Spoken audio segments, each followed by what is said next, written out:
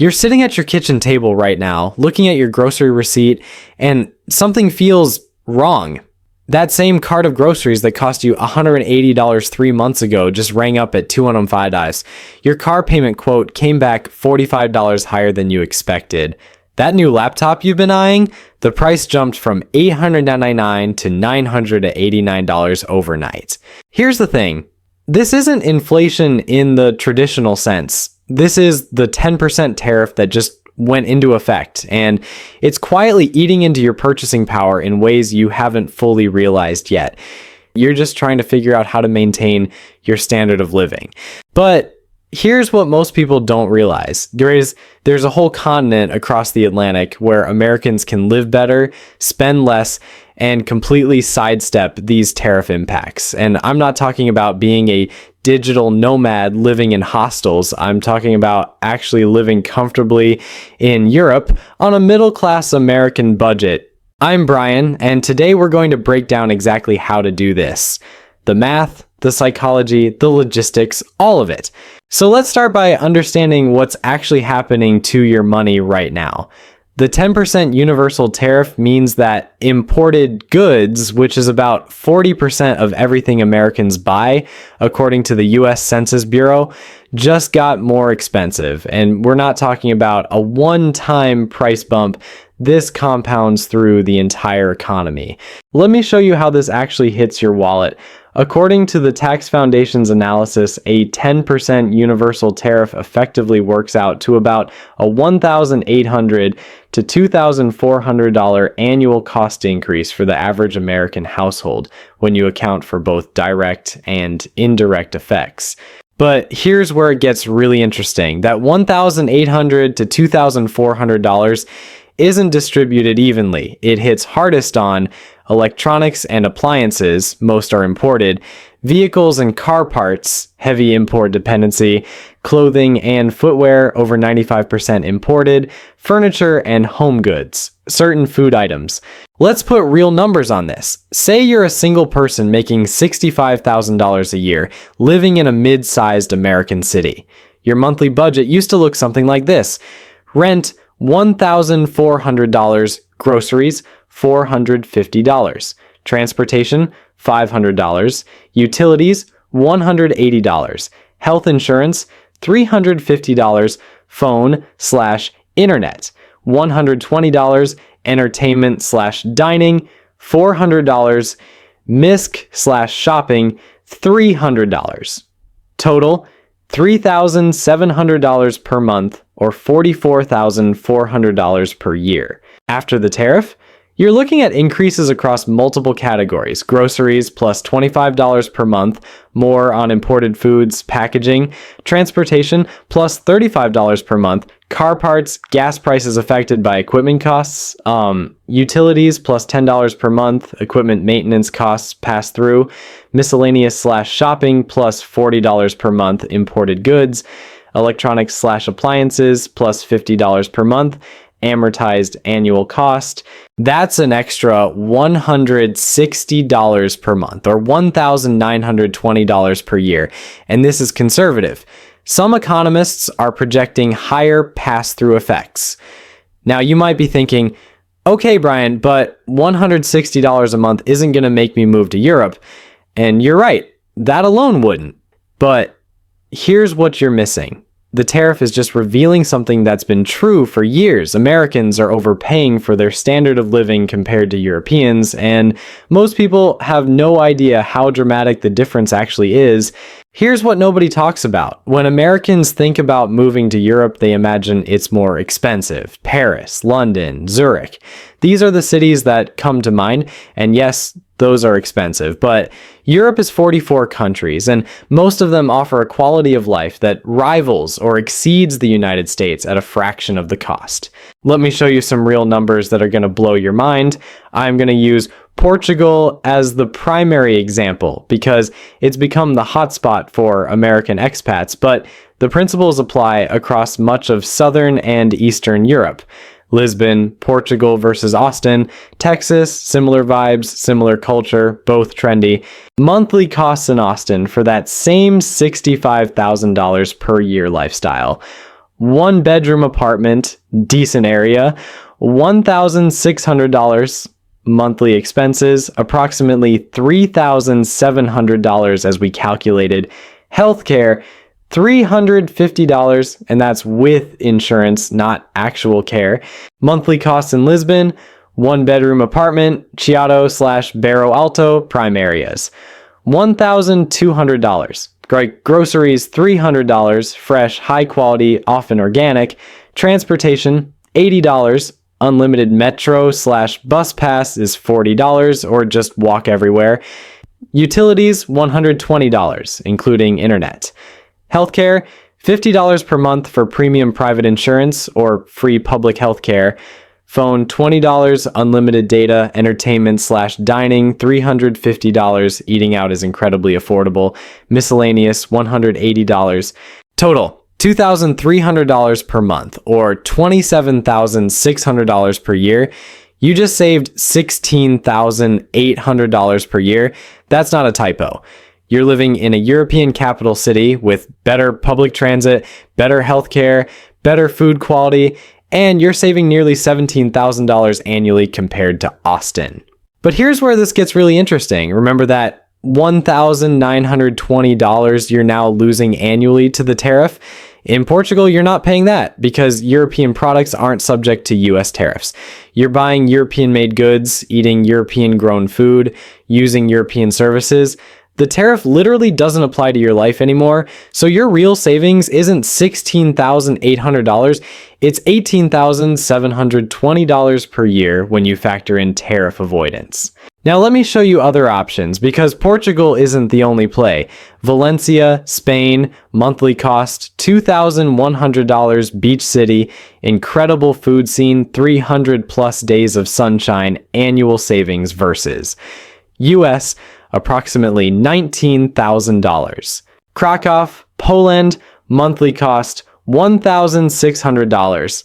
Historic city, Central Europe, excellent transport links, annual savings versus US, approximately $25,000. Tallinn, Estonia, monthly cost $1,800, digital forward, English-friendly, beautiful medieval city, annual savings versus US, approximately $23,000. Athens, Greece, monthly cost $1,900. History, islands, Mediterranean lifestyle. Annual savings versus US, approximately $21,000. Look, I know what you're thinking right now. But Brian, I can't just pick up and move to Europe. I have a job, I have family, I don't speak Portuguese or Spanish or Polish. Let me address each of these objections because they're the exact psychological barriers keeping you from a better financial life. Here's the thing about humans. We're terrified of change even when change would objectively improve our lives. There's a psychological phenomenon called status quo bias, where we overweight the costs of change and underweight the benefits of something new. You're doing this right now. You're thinking about all the reasons why moving to Europe is hard, complicated, or impossible. Meanwhile, you're completely ignoring the fact that you're losing $18,000 plus per year by staying put. If someone walked up to you and asked, "Can I have $18,000 in exchange for literally nothing?" you'd say no.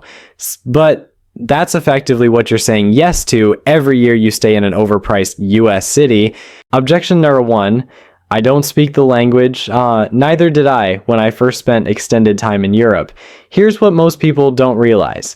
In major European cities, especially those attracting expats, English is incredibly widely spoken. In Lisbon, Barcelona, Berlin, Prague, Amsterdam, you can live your entire life in English if you need to. But here's the better news. Learning a language as an adult while living in that country is one of the most rewarding experiences you can have. And it's not as hard as you think. 3 months of immersion will get you to functional conversational level. 6 months and you're comfortable. A year and you're fluent enough for professional environments. Plus, there are now AI translation tools that make the transition period almost trivially easy. Google Translate, ChatGPT, language learning apps, you have resources that immigrants to America in the 20th century couldn't even imagine. Objection number 2. But my job is in the US. Is it though? According to FlexJobs, over 16% of American jobs are now fully remote. If you work in tech, marketing, design, writing, consulting, finance, education, or dozens of other fields, there's a good chance your job can be done from anywhere with Wi-Fi. And if your current job isn't remote, maybe it's time to find one that is. The remote job market has exploded. Companies are hiring remote workers specifically because they can pay less than San Francisco or New York wages while still offering you more than you'd get locally. It's a win-win. But what about time zones? Valid question. If you're in Lisbon, you're 5 hours ahead of EST, 8 hours ahead of PST. That means if you work 12 p.m., 8 p.m. Lisbon time, you're perfectly aligned with US business hours, or you work your own hours and just make sure you're available for key meetings. Most remote companies are flexible about this. Objection number 3, I'll miss my family and friends. This is the real one, isn't it? This is the emotional core that actually matters, and I'm not going to pretend this isn't a real cost. It is. But let's think about this clearly. First, Europe isn't Mars. It's an 8 to 10 hour flight. With the money you're saving, $18,000 plus per year, you can fly home 3 or 4 times annually and still come out 10,000 plus ahead. Or your family can visit you, which they'll love because now they have an excuse to vacation in Europe. Second, modern technology has collapsed the distance. Video calls, WhatsApp, social media, you can stay as connected as you want. Some people report feeling more connected to family after moving abroad because they're more intentional about communication. Third, and this is the part people don't want to hear, ask yourself honestly, how often do you actually see your family now? If you're living in Seattle and your family is in Florida, you're seeing them twice a year anyway. You might as well save $18,000 annually in the process. Objection there 4. What about healthcare? This is where it gets really wild. American healthcare is the most expensive in the world and delivers worse outcomes than most European countries. The WHO ranks European healthcare systems significantly above the US. In Portugal, as a resident, you have access to the public healthcare system, SNS, which is free or nearly free for most services. A doctor's visit costs maybe 5 tais or $10. Prescription drugs are heavily subsidized, or you get private insurance. Top-tier plans cost $50, $100 a month and have no deductibles, minimal copays, and cover everything. I know people in Portugal who had major surgeries that would have cost $100,000 in the US. Their total out-of-pocket cost, $500, that's about $550. You're not giving up healthcare quality by moving to Europe. You're massively upgrading it while paying a fraction of the cost. All right, so you're starting to see that this might actually be possible. Now let's talk about the practical piece everyone worries about. How do you actually legally live in Europe? The good news is that since 2020, 2021, dozens of European countries have created visa programs specifically designed for remote workers and digital nomads. They realize that attracting Americans with US incomes who want to spend money locally is good for their economy. Here are your main pathways. Option 1, digital nomad visas. These are 1 to 2 year visas specifically for remote workers. Requirements are usually proof of remote employment or freelance contracts. Income threshold, usually $2,000, $3,500 a month. Health insurance, clean criminal record. Countries offering these: Portugal, extremely popular, pathway to permanent residency; Spain, relatively new, very attractive; Croatia, Romania, Greece, Estonia, Latvia, Czech Republic, Malta, Iceland, Norway. The Portugal digital nomad visa is particularly interesting because after 5 years of legal residency, you can apply for permanent residency or even citizenship. You become an EU citizen, which gives you the right to live and work anywhere in the 27 EU countries. Option 2, passive income, like retirement visas. If you have passive income from investments, rental properties, retirement accounts, etc., many European countries have visas specifically for you. Portugal's D7 visa, minimum income, just 9 choices on 28 year. Spain's non-lucrative visa, minimum income, $28,000 a year.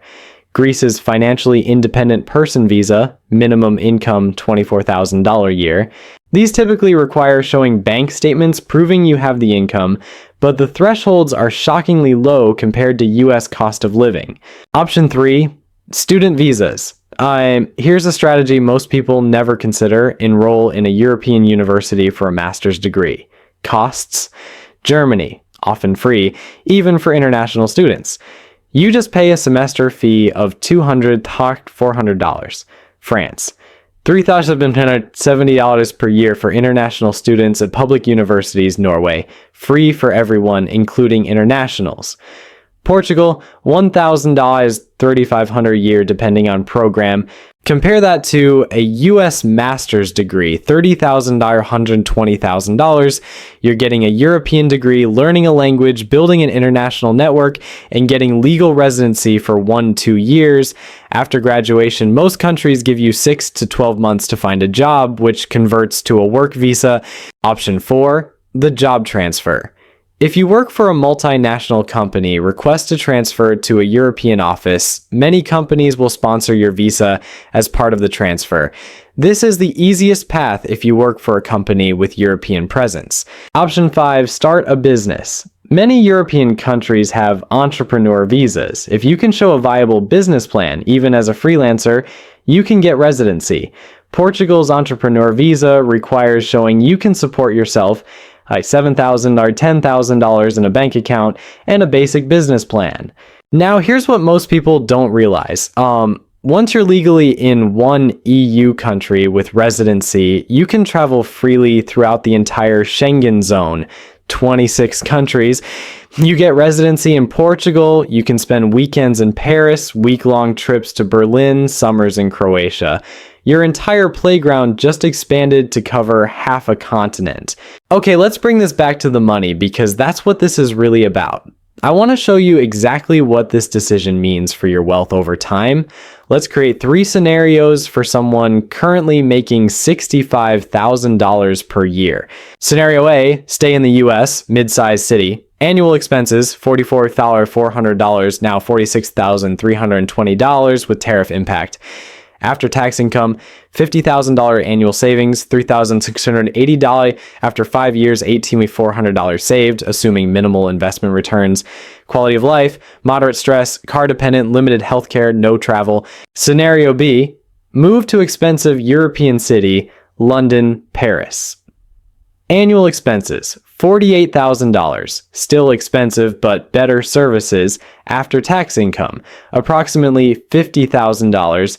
Annual savings, $2,000 after 5 years, $10,000 saved. Quality of life, high culture, good transit, better healthcare, but expensive. Scenario C, move to affordable European city, Lisbon, Valencia, Krakow. Annual expenses, $27,600 after-tax income, $50,000 annual savings, $22,400 after 5 years, $112,000 saved, plus investment returns. Quality of life, excellent weather, walkable, great food, strong healthcare, easy travel. The difference between scenario A and scenario C over 5 years is $93,600. That's not a rounding error. That's a down payment on a house. That's early retirement funds. That's financial freedom. But here's where this gets really interesting. That $22,400 you're saving annually, if you invest it conservatively at 7% annual returns, after 10 years, you have $339,000. After 20 years, $951,000. Staying in the US and saving $3,680 per year at the same 7% return, after 10 years, you have $54,000. After 20 years, $152,000. The decision to move to Europe isn't just about lifestyle. It's about accelerating your wealth building by 5 to 6x. This is the difference between retiring at 65 versus retiring at 50, between financial stress and financial freedom. And we haven't even factored in healthcare savings. The average American pays $477 a month for marketplace insurance, plus thousands more in deductibles and copays. Over 10 years, that's $57,000 splaying just in premiums. In Europe, you're paying a fraction of that or nothing at all. Let me show you one more calculation that really drives this home. Let's say you're 32 years old right now. Option A, stay in US, save minimally, retire at 67, total saved by retirement, you're $185,000 Social Security. To 2,200 month retirement lifestyle, budget constraints, limited travel. Option B, move to Europe at 32, save aggressively, retire at 52, total saved by age 52, around $150,000 Social Security, still eligible, you paid in, you have an 800 month retirement lifestyle, live in Europe on 2,500 month comfortably, travel extensively, financial security, plus you retired 15 years early. Those 15 years are worth infinitely more than any amount of money. That's 15 years of freedom, health, and time, the only resource you can never get back. All right, so let's make this real. Here's exactly what you need to do if you're serious about this.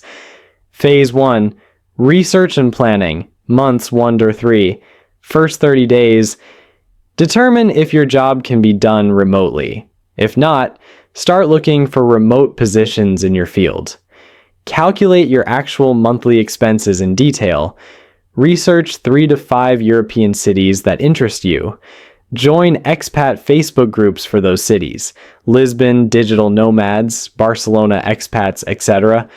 Watch YouTube videos from Americans living in those cities. Calculate your potential savings using cost of living calculators. Months 2 to 3, if possible, plan a 2-week reconnaissance trip to your top 2 cities. Actually live like a local, use public transit, shop at local markets, explore neighborhoods, meet up with expats, ask questions about the reality of living there. Look, Crane, start learning basic phrases in the local language using Duolingo or similar research visa requirements for your preferred country. Phase 2, financial preparation, months 3 and 6. Build an emergency fund of $5,000, $10,000, 3 to 4 months of European living expenses. If you have debt above 7% interest, pay it off. See my previous video on the 7% rule. Start documenting income if you're self-employed or need to prove income for visa. Open a bank account that has low international fees, Charles Schwab, Wise, etc. Get an international health insurance quote or research local options. Sell or downsize possessions you won't take. Phase 3, visa application, months 4 to 7. Gather required documents, passport, proof of income, criminal background check, health insurance. Apply for your chosen visa, digital nomad, passive income, student, etc. Processing times vary, 30 to 90 days. Typically during this time, continue saving aggressively and preparing. Phase 4, the move, month 7 to 9, book one-way flight, usually 400, 700, arrange temporary housing for first month, Airbnb, short-term rental, ship or sell belongings you can't carry, notify your employer, if remote, of your plans, set up mail forwarding service, cancel US subscriptions you won't need. Phase 5, landing and integration, months 9-12. First 30 days in Europe. Open local bank account. Get local SIM card, register your address with local authorities required in most countries, find your permanent apartment, learn public transportation system, find your local grocery stores, pharmacy, etc. Join local expat and international communities months 2 to 3. Continue improving language skills. Explore your new city and surrounding areas. Establish routines and favorite spots. Make friends, both local and international. Start taking advantage of easy European travel. The remote work caveat. If you're working remotely for a US company while living abroad, you need to understand the tax implications. Generally, you still pay US federal income tax. As a US citizen, you may qualify for the Foreign Earned Income Exclusion, FEIE, which excludes up to $120,000 of foreign earned income from US taxes. You'll likely need to pay some local taxes depending on the country. Consult with an international tax professional, $300, $500 for initial consultation. The tax situation is not as scary as people think, and in many cases, you'll pay less total tax than in the US. Look, I'm going to be real with you for a minute. The biggest barrier to doing this isn't money or visas or logistics, it's fear. You're afraid of the unknown. You're afraid of making a mistake. You're afraid of what people will think. You're afraid that maybe you're not the type of person who just moves to Europe. I get it. I've been there. But here's what I learned. The cost of inaction is always higher than the cost of taking a calculated risk.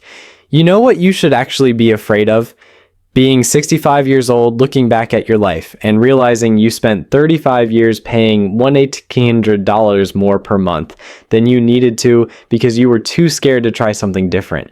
You should be afraid of trading your entire life's financial freedom for the comfort of familiarity. Here's the thing that changed everything for me. You don't have to commit forever. Go for 1 year, just 1 year. If you hate it, you can always come back.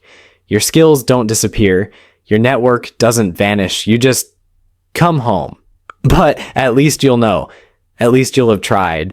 And here's what I think will actually happen. You'll go for 1 year and you'll extend it to 2, then 3. Then you'll realize you're building a life that's objectively better than the one you had before. More savings, more travel, better health, less stress. And 5 years later, you'll wonder why you waited so long. The window for this kind of move is wide open right now. Europe wants remote workers. Visa programs are expanding. Remote work is normalized.